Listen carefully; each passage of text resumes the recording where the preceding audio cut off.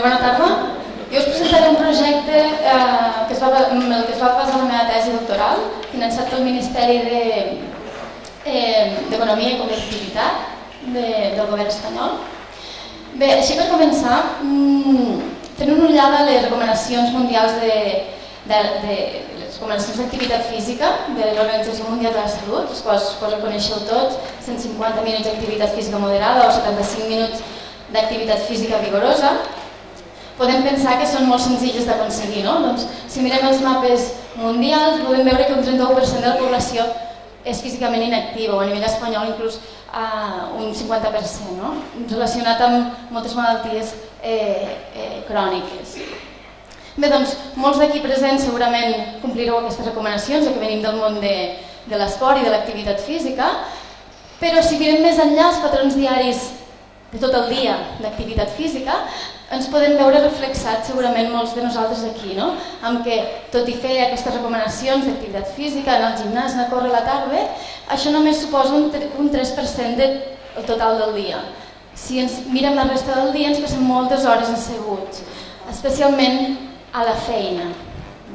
Concretament en feines d'oficina, ens podem arribar a passar un 70 o un 80% del temps assegut. Això és almenys el que ens diuen els últims estudis amb dades objectives, amb acceleròmetres. Bé, doncs, aquests patrons d'activitat, les últimes dades, l'última evidència que tenim d'aquest passat any, inclús del 2016, ens diu que estar llargs períodes de temps assegut és perjudicial per a la salut. Però això és independent a ser físicament actiu, és a dir, que si tu compleixes aquestes recomanacions, vas al gimnàs cada tarda, però igual et passes 10 hores assegut durant el dia, això és perjudicial per a la salut. S'ha considerat un factor de risc independent de ser físicament inactiu. Bé, doncs, com podem canviar aquests patrons d'activitat? Fer que la gent es mogui més al llarg del dia. Doncs les tecnologies de la informació i la comunicació, com pot ser tecnologia mòbil, internet, web, tablets, etc., són una plataforma ideal avui en dia per aconseguir aquests canvis d'estil de vida a nivell individual, però a partir de comunitats, com per exemple podria ser el lloc de treball, que és el tema que ens ocupa. En aquest cas, el nostre programa es diu Walk at Work, és un programa basat en tecnologia web, amb el qual es donen un seguit d'estratègies per seure menys, concretament per seure menys a la feina i moure's més, al llarg de 19 setmanes. Aquest estudi va ser publicat el 2014 a la revista Plus One i a l'International Journal of Behavioral Nutrition and Physical Activity.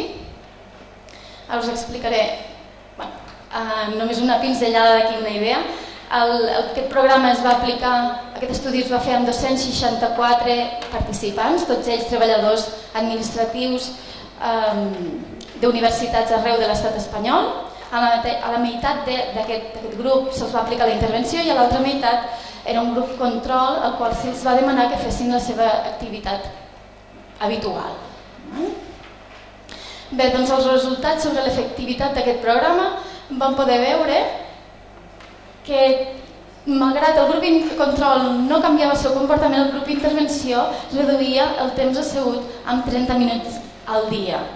Podem pensar que no és nada molt gran, però 30 minuts al dia a la feina només ho podem considerar, si ho relacionem amb l'altra evidència, bastant important. I això ho feien mitjançant activitats de peu, deambulant, etc. Ara les veurem. Bé, doncs aquestes eren les activitats, les estratègies proposades i les més utilitzades eren aquelles que suposaven no canviar els seus patrons, o sigui, fer la mateixa feina que ells feien, però d'una manera més activa. Per exemple, llegir un document, fer-ho de peu, deambulant, quan parlaven per telèfon, aixecar-se, etc. I les menys utilitzades eren aquelles en les que s'havien de reunir en grups i anar a caminar, perquè suposava un esforç extra.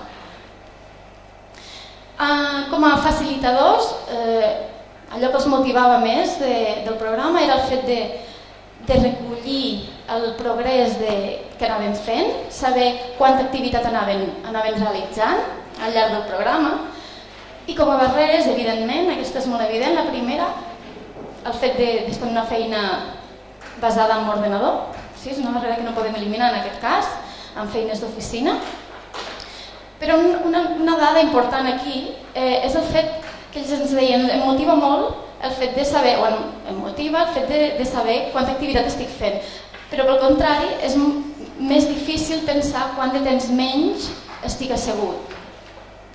Quant de temps estic assegut avui i quant de temps estaré assegut demà si faig aquestes X activitats.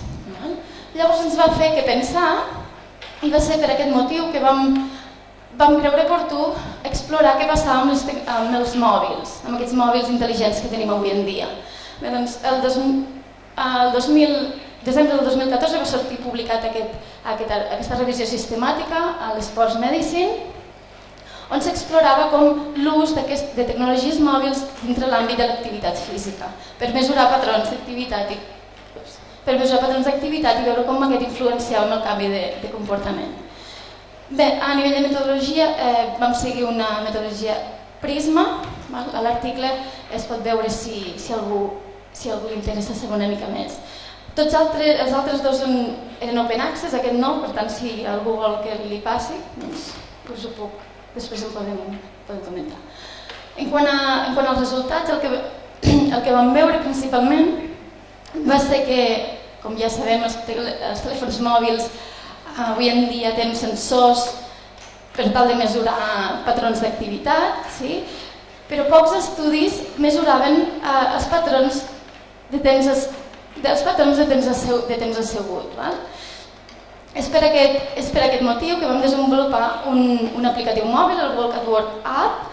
La validació d'aquest estudi va ser publicat al Congrés Internacional de Mesures de l'Activitat Física de Camp a Irlanda, a Limerick, l'any passat, i el que vam veure és que sí podem utilitzar la tecnologia mòbil per mesurar el temps assegut amb un índex de correlació molt elevat. En canvi, aquest no va ser tan efectiu per activitats de més intensitat com pujar baixes escales o caminar ràpid. Per tant, per acabar, aquí és on estem ara. Hem aplicat aquest programa, aquest aplicatiu mòbil, Walk at Work App, dintre del programa, un programa basat en tecnologia mòbil, i actualment estem fent l'anàlisi d'aquestes dades. I fins aquí. Moltes gràcies per la vostra atenció.